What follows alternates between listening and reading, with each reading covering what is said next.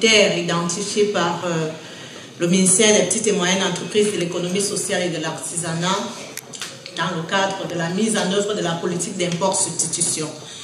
Il faut dire qu'avec l'ambition du gouvernement de devenir un nouveau pays industrialisé à l'horizon 2030, ce qui vont amener en fait la réalisation de cette politique, ce sont les unités de production industrielle qui sont en majeure partie, comme je l'ai souligné, tantôt portées par les PME, les unités de l'économie sociale et les artisans qui représentent un peu plus de 99,8% du tissu économique camerounais. Et effectivement, prenant en compte le fait qu'il est important pour nous d'améliorer non seulement la sécurité alimentaire, mais également la consommation du Made in Cameroun, nous avons pensé judicieux qu'il fallait mettre une emphase parmi les 9 secteurs prioritaires identifiés par la SND sur le tout premier, qui est le secteur de l'agro-industrie, qui passe évidemment par l'amélioration des unités de production agroalimentaire, qui évidemment apporte la substance nécessaire pour le développement de ces agro-industries. C'est ainsi que, comme premier secteur prioritaire, le ministère des petites et moyennes entreprises a retenu comme secteur prioritaire l'agro-industrie. Évidemment aussi, nous avons retenu comme deuxième secteur prioritaire le coton textile. Coton textile, pourquoi? Parce qu'il est important d'augmenter la production cotonnière de notre pays pour évidemment limiter les importations de la friperie par exemple et de pouvoir évidemment permettre à nos unités de production de pouvoir non seulement avoir de la matière à coût réduit et de davantage permettre que des étoffes made in Cameroun puissent revenir sur la sellette et être véritablement ceux-là qui évidemment inondent nos marchés et permettent de mettre en avant le label Made in Cameroun au niveau du coton textile. Et c'est la raison pour laquelle, et au regard également de la forte concentration des acteurs dans ce secteur du coton textile, depuis la production jusqu'à la filature, la confection et bien d'autres, nous avons une forte capacité d'acteurs qu'il faut évidemment accompagner dans les différentes chaînes de valeur de cette filière. C'est pour ça également que nous l'avons identifié comme secteur prioritaire au niveau du ministère des petites et moyennes entreprises. Le troisième secteur identifié, c'est le secteur forêt-bois. Forêt-bois, pourquoi? Parce que, évidemment, la consommation du bois est une spéculation, je dirais, qui est très importante, tant au niveau des constructions qu'au niveau même de la commande publique. Parce que, figurez-vous, au niveau de la commande publique, le nombre de produits faits à base de bois et tous les produits dérivés que le gouvernement sollicite chaque année dans le cadre de ces activités. Il est question maintenant de donner l'opportunité à nos acteurs locaux de se déployer dans ce secteur en leur donnant non seulement un accompagnement, mais également leur permettant d'être compétitifs et de limiter l'importation de ces meubles et mobiliers qui viennent évidemment de l'étranger, de l'Asie, de l'Indonésie et bien d'autres que nous savons. Et c'est donc la raison pour laquelle nous avons identifié comme secteur prioritaire l'agro-industrie, le coton textile confection et puis évidemment forêt-bois. Et comment est-ce que le ministère compte se déployer dans le cadre de la mise en œuvre de cette import-substitution dans ces 3 secteurs? Il faut déjà dire qu'il fallait partir sur l'existant, faire un état de lieu. Comment est-ce que se comportent ces 3 filières à date? Et c'est la raison pour laquelle des études ont été menées l'année dernière. On a commencé par des études pour identifier en fait les facteurs clés de succès de ces secteurs, mais également les facteurs limitant évidemment l'éclosion de ces secteurs et in fine d'en décliner la stratégie qui pourrait permettre de pouvoir positionner les acteurs de cette filière en tant que catalyseurs de la politique d'import-substitution au sein de notre pays. Et ces études ont fait l'objet en fait de présentation de manière officielle en présence des membres du gouvernement pour leur validation. Et au terme de ces études-là, il était question de préparer un plan d'action. Ce plan d'action que je vais vous présenter, qui va se décliner en fonction de chaque secteur prioritaire retenu, qu'est-ce qui est en fait proposé et comment est-ce que cela devrait normalement se décliner. Et c'est ce que nous allons donc voir. Je vous fais fi de tout parce que le document est très volumineux. Nous allons donc passer directement au niveau du plan d'action par filière. Nous allons commencer par le plan d'action sur la filière agro-industrie. Et cette filière agro-industrie a été déclinée en 4 axes opérationnels. Les 4 axes opérationnels, nous avons le développement des filières productives de l'agro-industrie pour la satisfaction de l'offre domestique. Et le deuxième axe opérationnel est évidemment le renforcement des capacités des filières productives de l'agro-industrie et du marché extérieur. Comme troisième axe opérationnel de cette filière, nous avons le développement et la consolidation des infrastructures pour davantage permettre un déploiement efficient des acteurs de ce secteur. Et comme axe opérationnel numéro 4, nous avons la promotion des produits à l'extérieur de ce secteur-là. Et si on s'en tient à l'axe opérationnel numéro 1 qui parle du développement des filières productives de l'agro-industrie, il est question d'adopter des mesures de facilitation d'accès aux petits exploitants, aux ressources foncières et l'appui à l'installation de nouvelles unités de production, de transformation, la promotion évidemment de l'agriculture de seconde génération et la création des pôles de compétitivité.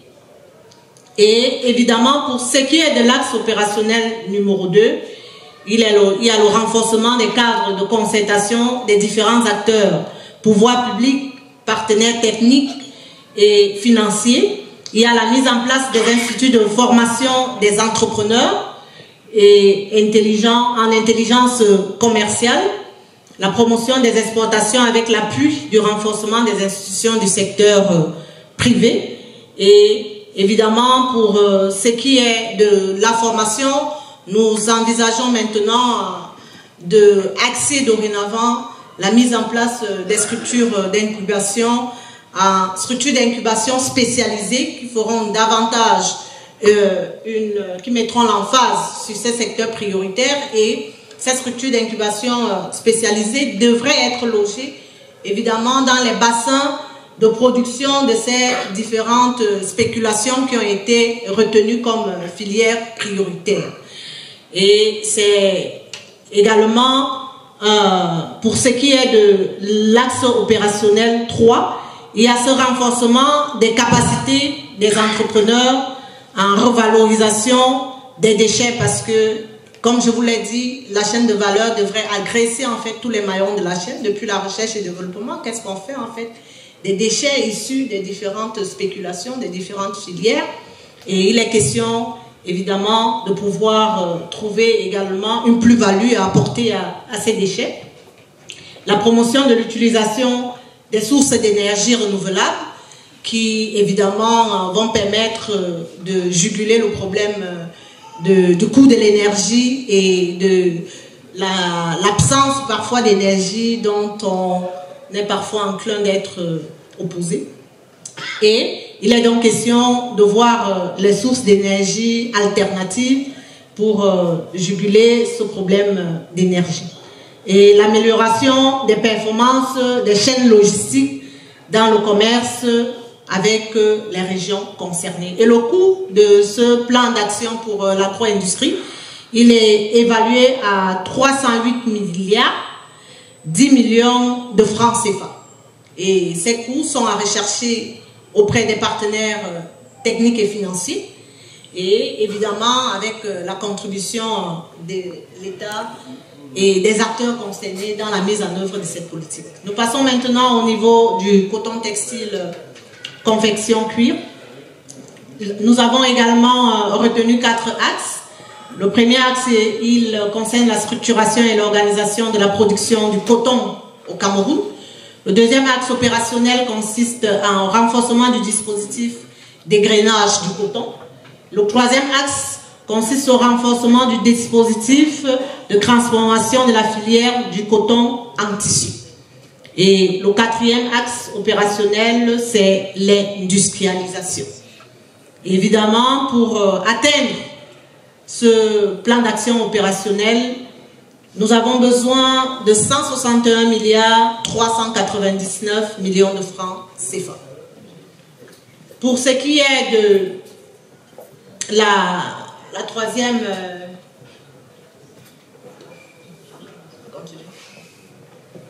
forêt-bois.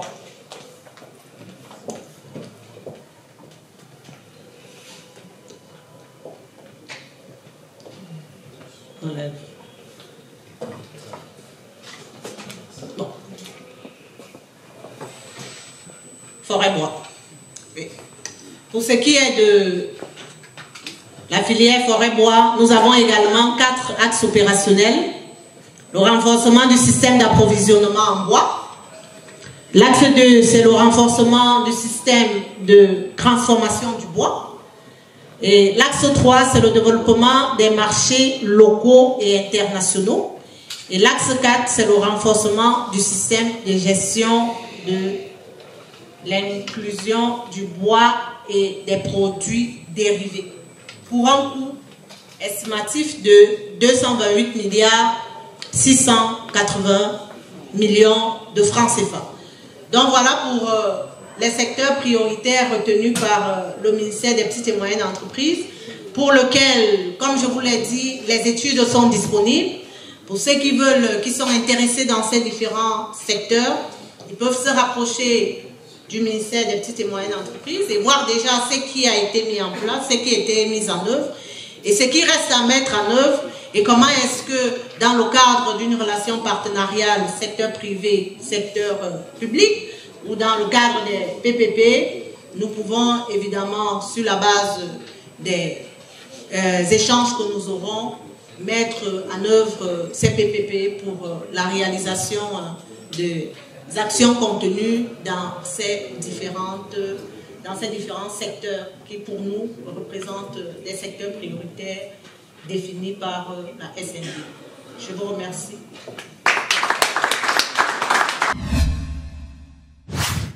Merci pour la parole à nouveau donnée. Pour dire quoi? Pour dire que nous avons suivi un certain nombre de communications. Et il était question pour nous, au-delà de ces communications, de vous présenter évidemment quelles sont les perspectives en termes non seulement de mise en œuvre de tout ce qui est projeté, et en termes effectivement d'accélération de la politique d'import-substitution, qui est l'axe central de la SND 30, la deuxième vision, la deuxième phase de la vision 2035.